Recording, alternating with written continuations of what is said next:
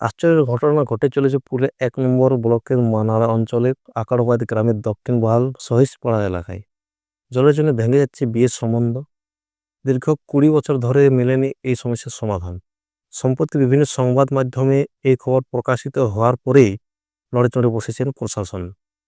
নলকূপ বসানোর জন্য খনন কার্য শুরু হয়েছিল আকারবাদ গ্রামের দক্ষিণ বহাল সহিসপাড়াতে। গ্রামবাসীদের এই সমস্যা খতিয়ে দেখতে ব্লকের প্রতিনিধি দল পঞ্চায়েত প্রধান পরিদর্শনে যান। মূলত এই নদীর পাশের কুয়া থেকে জল সংগ্রহ করে দীর্ঘ ২০ বছরের বেশি সময় ধরে নিজেদের পানীয় জলের চাহিদা পূরণ করে আসছে আকারবাদ গ্রামের দক্ষিণ বহাল সহিসপাড়া এলাকায়। মানুষজন আপাতত জলের ট্যাঙ্কি পৌঁছনে স্বস্তিতে। এলাকাবাসী এই বিষয়ে গ্রামের এক বাসিন্দা উসমুদ সর্দার বলেন, তাদের সমস্যা অবশ্যই সমাধান হতে চলেছে বলে আশা করছেন তারা। বিভিন্ন সংবাদ মাধ্যমে এই খবর সম্প্রচারিত হওয়ার পরে গ্রামে এসেছিলেন বিডিও, এমনকি পঞ্চায়েত অফিস থেকেও পরিদর্শন করেন।